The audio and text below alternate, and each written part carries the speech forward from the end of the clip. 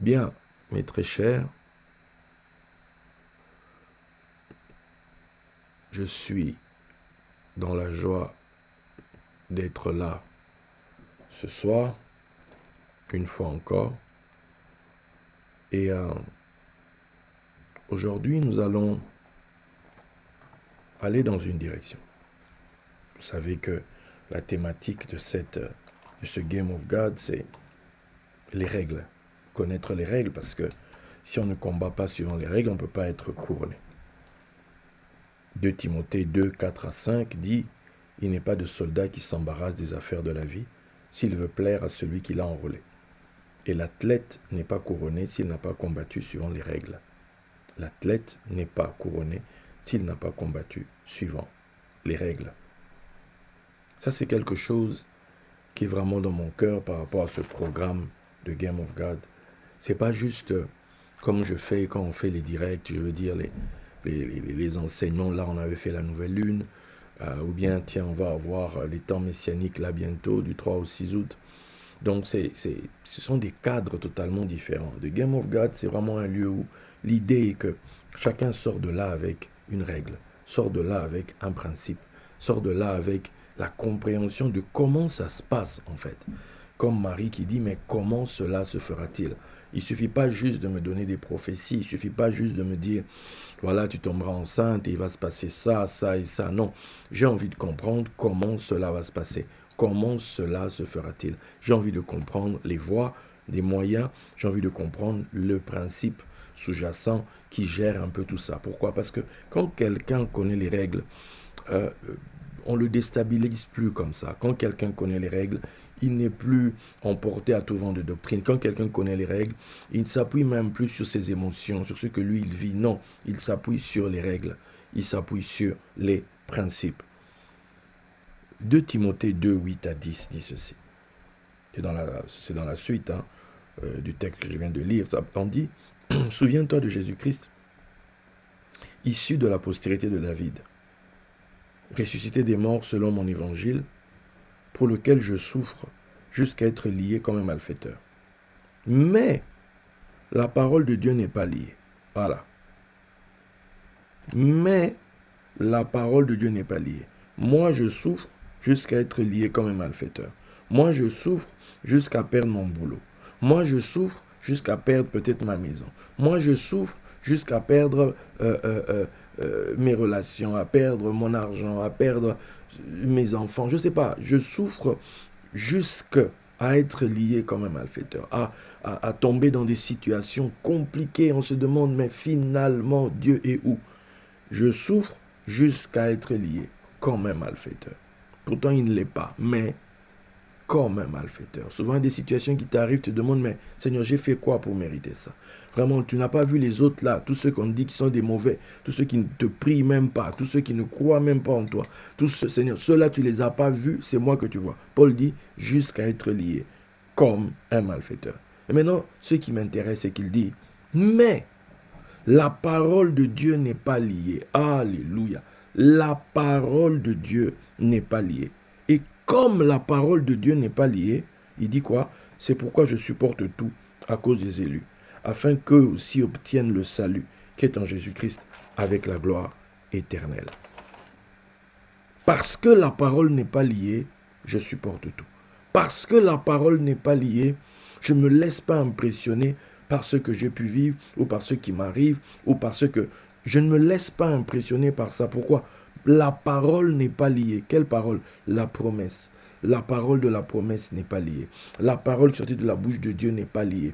Cette parole-là est libre. Cette parole-là est libre de ses mouvements. Cette parole-là peut frapper à n'importe quel moment. Cette parole-là peut intervenir dans l'histoire à n'importe quel moment. Cette parole n'est pas liée. Moi, je peux être lié. Moi, je peux être dans une condition. Je n'ai pas de papier. Je n'ai pas de boulot.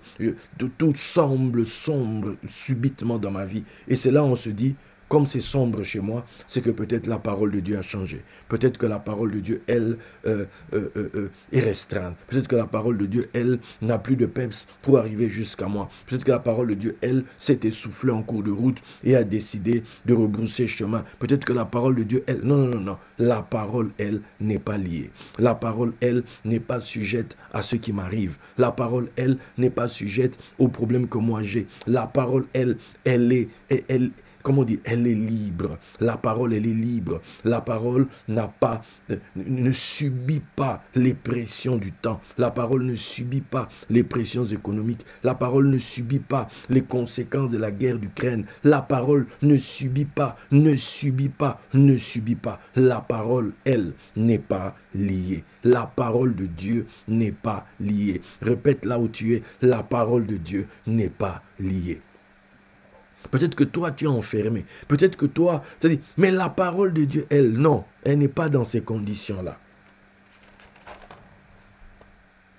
2 Corinthiens 1,7. Et notre espérance à votre égard est ferme. Parce que nous savons que, suivez, et notre espérance à votre égard est ferme, parce que nous savons que si vous avez part aux souffrances, vous avez part aussi à la consolation. Oh, si vous avez part aux souffrances, vous avez aussi part à la consolation. Donc, si toi tu veux la consolation, le surchemin qui te mène à la consolation, c'est la souffrance y afférente, la souffrance qui est rattachée. Les deux marchent ensemble. Christ ne peut pas entrer dans sa gloire s'il n'a pas souffert. Les souffrances liées à cette gloire, c'est pas possible. Ce n'est pas possible. Les deux marchent ensemble.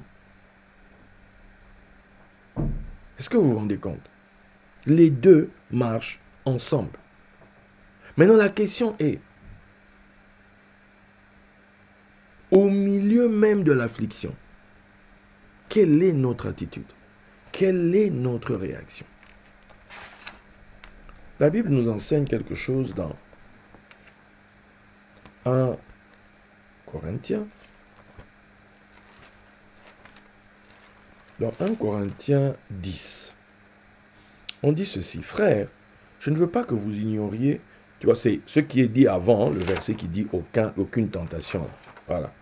Je ne veux pas que vous ignoriez que nos pères ont tous été sous la nuée, qu'ils ont tous passé au travers de la mer, qu'ils ont tous été baptisés en Moïse dans la nuée et dans la mer, qu'ils ont tous mangé le même aliment spirituel, et qu'ils ont tous bu le même breuvage spirituel, car ils buvaient à un rocher spirituel qui les suivait.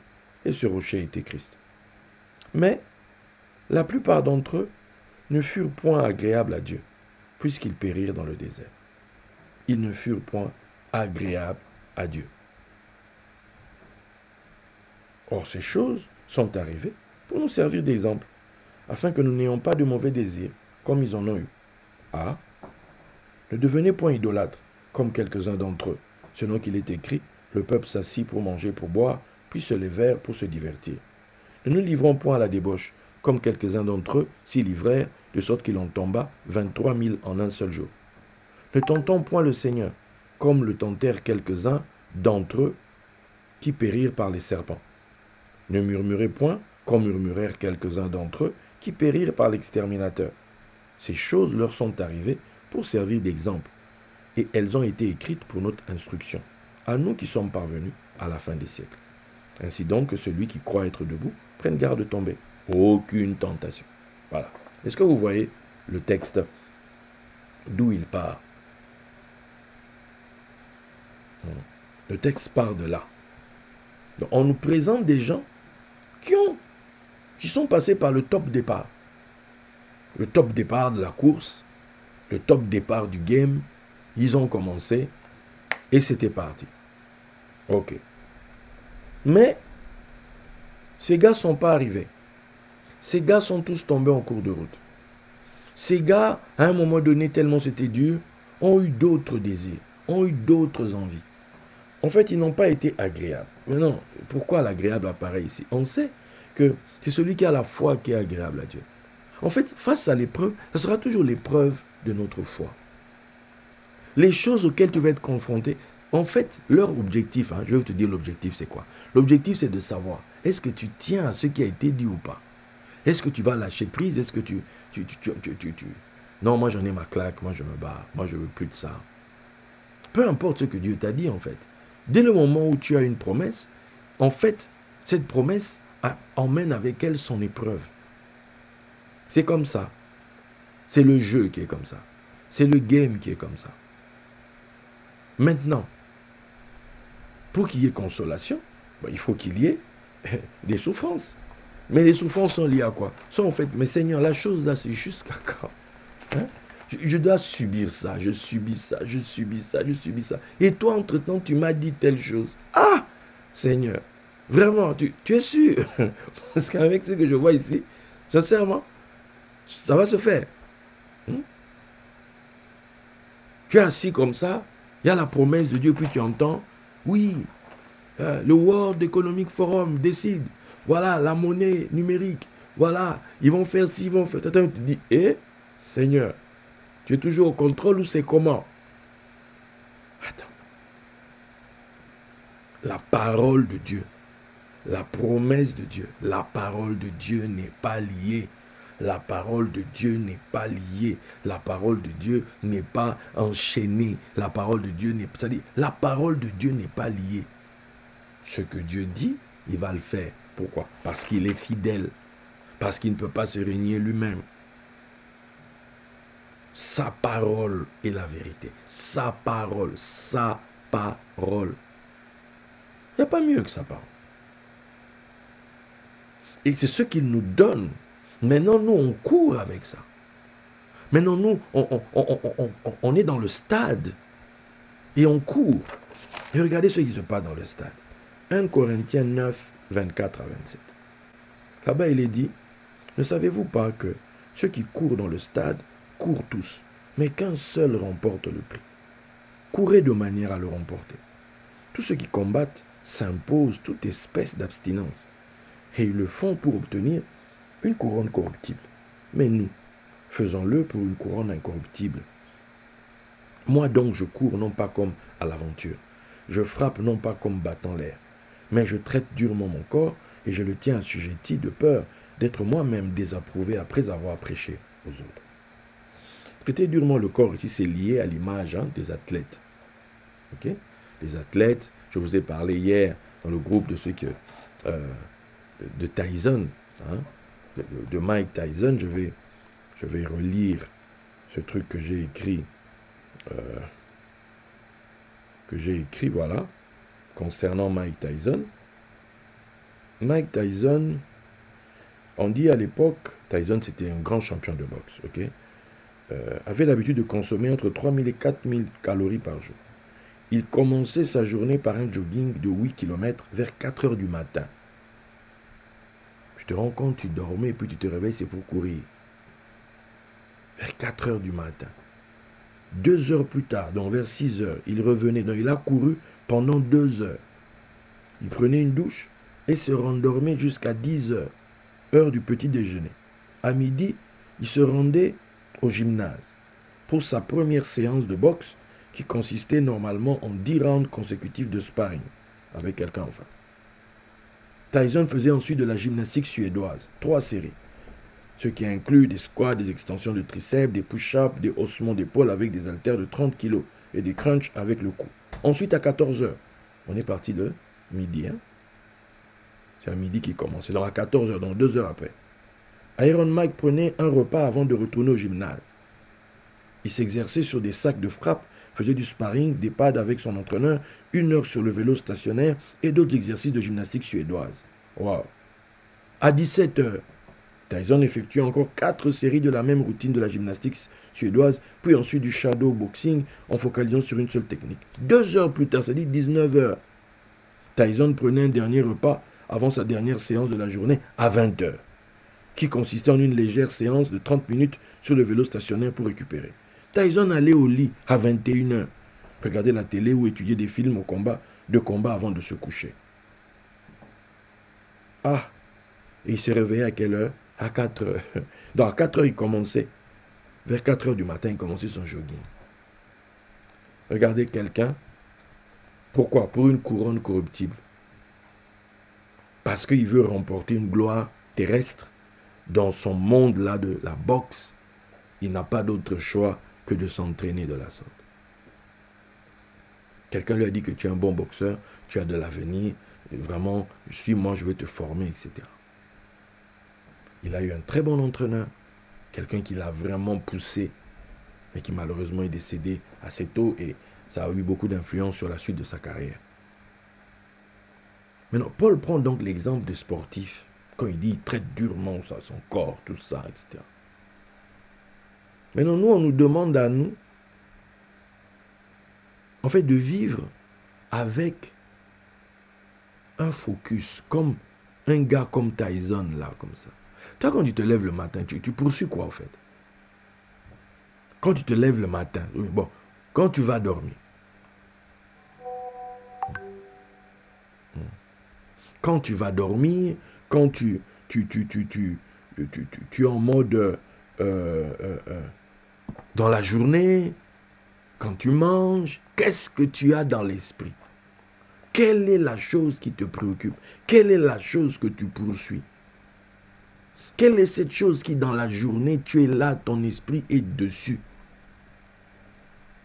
Voilà. Voici ce que l'état d'esprit que quelqu'un qui court dans le Game of God, quelqu'un qui a compris qu'il a été sélectionné, doit avoir. Cet état d'esprit-là. Construire, c'est-à-dire une vie qui est construite autour de l'espérance de la gloire. Une vie qui est rythmée par cela. Une vie qui est rythmée par cette marche vers. Ok. La gloire de Jésus-Christ qui doit apparaître. Ok. On a vu les richesses, tout ça. Ok. Mais lui-même, Christ là. Parce que Dieu, on dit, tu posséderas ce qui t'a été promis après avoir fait la volonté de Dieu. Okay. Cette volonté, on voit que c'est lié à quoi? L'instruction. Il te forme, il forme Christ. Christ est une créature de la parole. Christ est la parole de Dieu. C'est de l'abondance du cœur que la bouche parle. C'est-à-dire, Christ, c'est l'abondance du cœur. On dit, celui qui croit en moi, des fleuves d'eau vive vont jaillir de son sein. C'est-à-dire, des mystères vont jaillir de son sein. Mais les mystères, là, tu as assis seulement comme ça, les mystères arrivent. Non. Non. C'est-à-dire, de même que l'autre, là, le but, c'est de la manifestation de Christ, ben, tu dois te dire que c'est Christ qu'on doit voir manifester chez moi. Alors, ce Christ-là, première caractéristique, quand il ouvre la bouche, c'est des mystères qui sortent. C'est lui qui révèle les mystères cachés depuis la fondation du monde. C'est ça. Sa particularité, c'est ça. Bon, toi maintenant, tu sais que non, il y a la promesse de l'argent. Moi, j'attends l'argent. Moi, c'est l'argent, j'attends.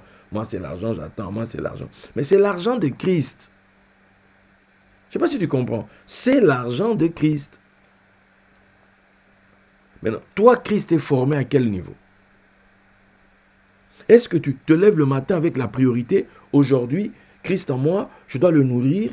Aujourd'hui, je dois prendre un temps dans la prière, je dois prendre un temps dans la lecture, je dois prendre un temps dans l'écoute d'une vidéo, dans l'étude, dans la recherche. Je dois comprendre cette chose-ci là. C'est-à-dire que Daddy dit toujours telle chose, mais moi il faut que je comprenne ça. C'est-à-dire, je vais m'asseoir dessus le temps qu'il faut, mais il faut que je comprenne. C'est-à-dire, si je vais revenir là demain, après-demain, je vais le faire. Je dois comprendre. Il faut qu'il y ait au moins un truc de Christ en moi que je maîtrise.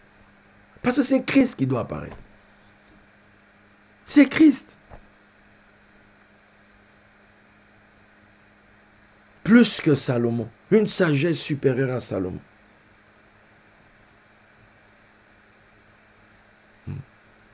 Les mystères cachés depuis la création, depuis la fondation du monde. Christ.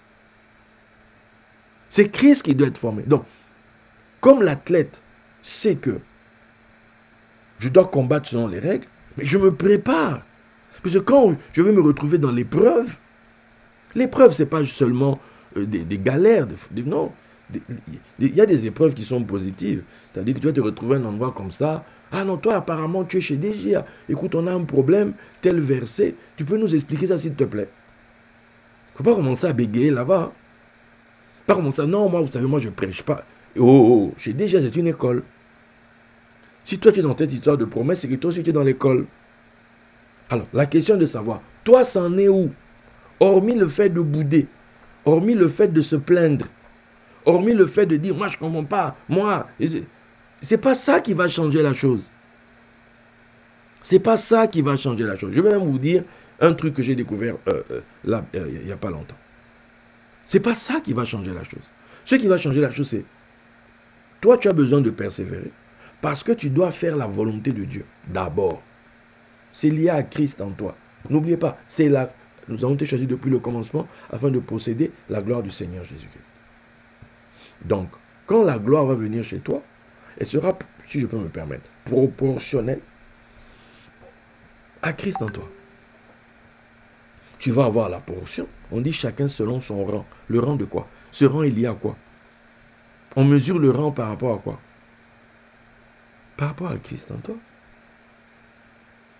Toi, Christ en est où? Toi, Christ en est où? Hormis le fait, parce que c'est dur, on a des mauvais désirs, on veut faire autre chose, on veut dévier, on veut faire autre chose, etc., etc. Mais c'est là où on dit, ils tombèrent dans le désert. Pourtant, regardez le départ qu'ils ont eu, sous la nuée, etc. Le rocher qui a donné les eaux, etc. Ils ont vécu de tout. Waouh! Mais à la fin, nobody. Il n'y en avait que 2. De la génération des adultes. Selon que le texte nous le dit. Aucune tentation n'a été au-dessus de nos forces. Pour qu'on en arrive à renier la promesse. Pour qu'on en arrive à abandonner la promesse. Moi, ça peut être difficile pour moi. Mais la promesse n'est pas liée. Et je ne sais même pas ni le jour ni l'heure. Je ne sais pas à quel moment cette chose-là va se manifester. Je ne sais pas à quel moment cette chose va finalement entrer en scène. Parce qu'elle n'est pas liée. La parole est déjà sortie. Elle n'est pas liée. Mais moi,